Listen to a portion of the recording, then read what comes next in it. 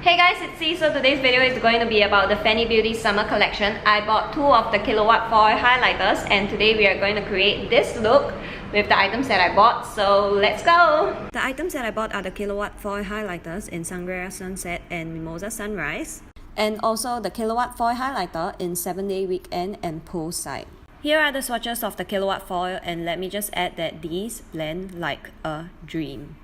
Hey guys, so I've already laid my base down and put my brows on, so now we're gonna just dive right into the products. Now we're first gonna take Sangria Sunset and put it all over the lids. Oops, I just realized I forgot a transition shade, so I'm just gonna take a random pink shade and put that all over my crease. Okay, now we're over and done with that. We're gonna continue with Sangria Sunset all over our lids. Now we're just taking Poolside and putting it on the outer corners of the lids because I realized that when you put Poolside on top of Sangria Sunset, it makes a really pretty purple shade. We're going in with Mimosa Sunrise on our lower lash line next for a pop of color. Hey!